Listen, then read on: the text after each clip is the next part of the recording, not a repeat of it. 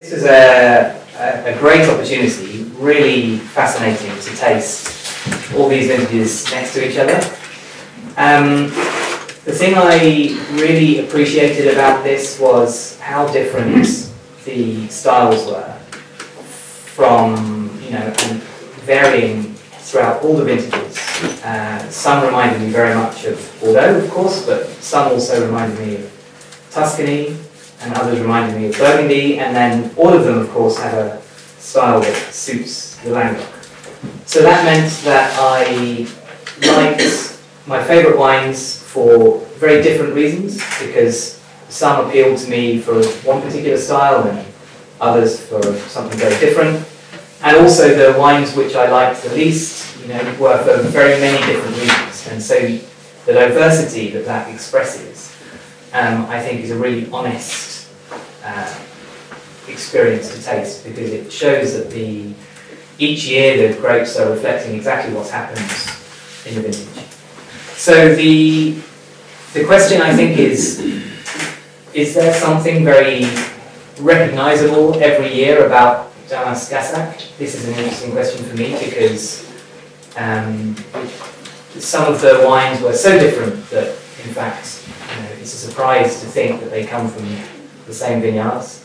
But I think actually it's less important to have consistency of flavour, let's say, than it is to have a style which, like I said, is honest to the terroir, but also that evolves according to the style of the winemaker and the character of the vintage. So my favourites, my 5 favourites. 1987 was definitely my outstanding wine. I felt like this had everything that I love about wine, and it was very complete. It showed me all of the qualities of the vintages that I liked elsewhere, but seemed to bring it together. And I think at this age, it's just absolutely right for me. It still has primary fruit, but it's really developed and really interesting and has beautiful balance. Then the next was 2000. 2000 and 1992 were very, very close.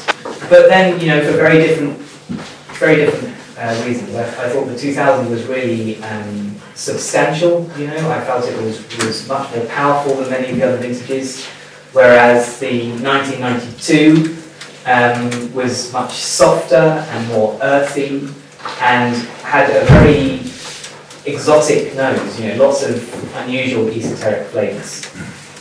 And then the final 2, 4th and 5th, were 97 and 2010.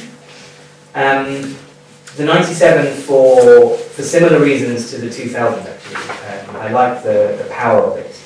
And I felt it was concentrated but not overwhelming. And the 2010, the first 4 vintages actually are so difficult I find them very difficult to assess at such a young age, because you can see where they could go, but they could go in so many different directions.